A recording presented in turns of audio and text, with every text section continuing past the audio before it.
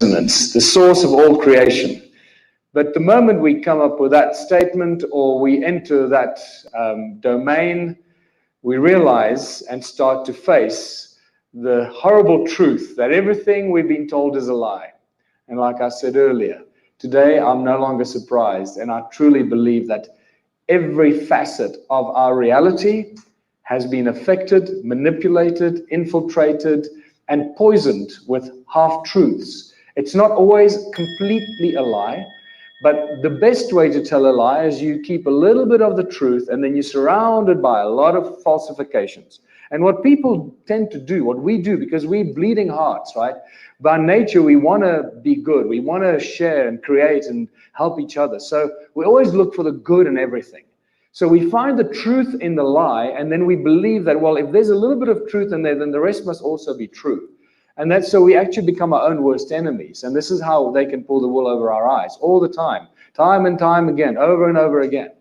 So we got to step out of that kind of naive position and start realizing that this is something has been going on not just the last few decades by our governments and our corporations and the banks and those that pretty much run the world, but it's been going on for centuries and it's been going on for millennia. The lies and the deceptions have been going on for thousands and thousands of years, not just the last few decades, because now suddenly we've woken up and we realize we're being lied to, so we think, oh, it must have just happened recently. No, it's been going on for bloody ever. That's the problem. So how do we now start to distinguish the lies from the truth?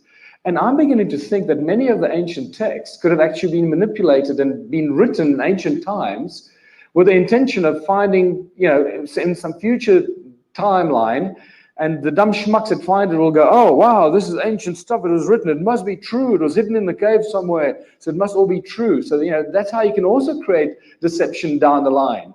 Okay, let's write all this crap down here. We'll bury it in a vault somewhere and they'll find it at such and such a time. Or they'll guide us to finding it and discovering it. And say, oh, wow, we discovered Nag Hammadi texts and all this. And we all believe it's all true. So we got to be really careful as what we actually believe and what has been set up for us to keep deceiving us. So I no longer bloody believe anything. I'll tell you, it's like, that's not true. I believe, I believe the children are our future. But there's some things I believe. And what strikes me is that the bigger the lie, the more inclined we're to believe it. Because we can't imagine that somebody would be able or have the capacity to create such a humongous lie and plan it for so long that it's just beyond our level of comprehension, because we just can't do it. So everything in history, science, technology, health, biology, genetics, the universe around us, religion and money, obviously. But when I look up at the moon, what am I actually looking at? What is that thing up there? What the hell is it? I don't know what it is anymore. I don't know. Have you seen this one camera photographer guy? He's fantastic. He calls himself Crow 777 or something. He's been filming the moon for 4 years. And he shows clearly that the moon, every now and then, has this like glitch. Like when you watch old computers, remember old TV screens and computers, when you get this little line that went up over across your computer or across your TV screen? That's what happens on the moon every so often. This is like the glitch that goes over the surface of the moon. So like, what? And what am I actually looking at when I look up at the moon? So, just step away from what you think is real and what you believe to be the truth, and just analyze everything from a slightly different perspective. And I want to show you an example that basically shows me that if they could lie about this, they can lie about everything. If they could pull this one off, they can pull off anything. And this is to do with the Bible. This is Miho Ledwith, my good friend that lives up in Rainier, Washington. He was the advisor to the popes at the Vatican for 17 years. He is a walking encyclopedia. He's one of the most incredible human beings you can ever meet. You can discuss anything with him, and he'll launch into a deep level of comprehension of any subject: historical, Hebrew texts, cuneiform texts, Sumerians, ancient scriptures from the east, from the west, from everywhere. He knows bloody everything, this guy, right?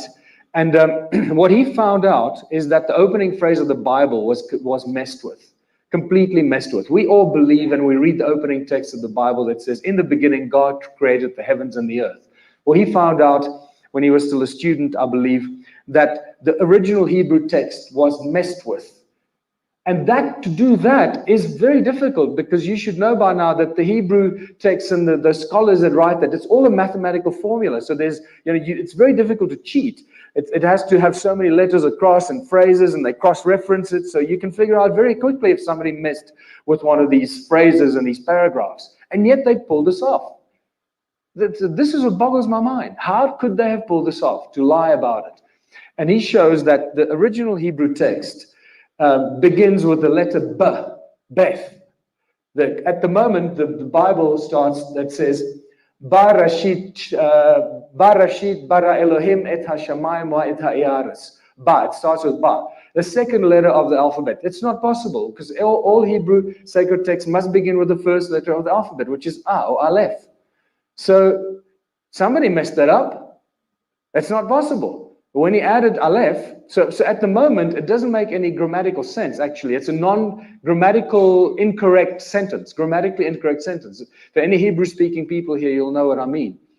And it refers to Elohim here as the gods, but it doesn't make any sense. So when he added A or Aleph, suddenly it says, Abba Rashit bara Elohim et ha-shamayim wa et ha-yaris, which means the Father of the beginnings created the heavens, created the Elohim, the heavens and the earth.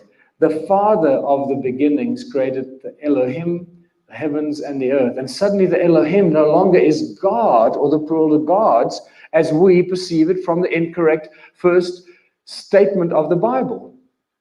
Now, if they could pull that off and lie to us about that, they can bloody pull off anything. So this is how I see this deception that we face on every level. There are three holy cows of our education system that I love to talk about. And these three holy cows that many people find untouchable are that we evolved out of apes, humans evolved out of apes. Nothing can travel faster than the speed of light, and energy cannot be created or destroyed. It can only be converted from one form to another.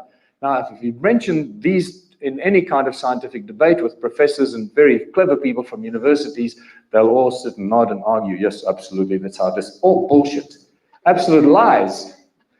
The theory of evolution remains a theory of evolution. There is no scientific evidence ever shown that we evolved out of apes. It's all bogus crap that was put into our history books to remove us from a creator or any kind of creation process, or the possibility of being created by other ETs or any such activity.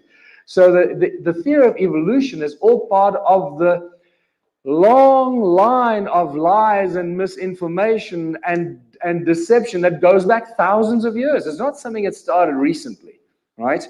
The fact that nothing can travel faster than the speed of light was shattered already in 2005, but many ways has been shattered already, even when Paul Dirac won his Nobel Prize in 1933. Actually, part of the Nobel Prize, or his quantum theory that he won the prize for, shows that subatomic particles move faster than the speed of light. But that was never brought up while he was receiving his Nobel Prize. So all these, it's just not such nonsensical crap, and we all buy it because we believe these people at university are very clever. So at 2005, at the Middle Tennessee State University, 2 undergraduates and 3 high school students, I believe, propelled sound faster than the speed of light. And this is very quickly written up in the American Institute of Physics in 2007 and then hidden from sight. And again, this is what they do all the time. They publish it so they can use it as a trump card later. Oh, well, we knew about this all along. Look, we published it in 2005 or 2007. And they hide it because they don't want people to know that you can propel sound faster than the speed of light. Of course you can. Why? Because sound is the source of all things. Sound is the creative source of everything, including light. And nothing, sorry, the best one is that we cannot create or destroy energy. Energy can just be converted from one to another. And then the next breath, they tell us that we all come from the Big Bang. There was nothing, and then suddenly everything is here. So hold on. So I thought you can't create energy. So what happened here? Oh, no, but the energy was already there. It was just in a very, very, very tiny infinitesimal point called the singularity. So it was always there. That's how they get away with the crap that you can't create or destroy energy. So I believe that this is all part of the agenda to keep us dumbed down and manipulated. If you look at the photographs from NASA, if you can believe them, of these spectacular pictures of nebulae and these nebulae, the Horse Nebulae and the Eagle Nebulae and all this nebulae and the Eye Nebulae and all this, and they tell us that there are trillions of stars being born every second. Okay, wow. But I thought we can't create energy. So surely it takes energy for stars to be born. Where's that energy coming from? Where's it? Oh, from the vacuum. Oh, but space is a vacuum, so in a vacuum nothing can exist. So that busts EMC square, right? So energy is equal mass times speed of light square. Energy, mass, in a vacuum, there's no mass. So if the mass of vacuum is zero, it means 0 times the speed of light is 0. That means there's zero energy in space. So how can anything be created out of, what's going on here? They're just lying to us. Every step of the way, we're being fooled and lied to. Spectacular.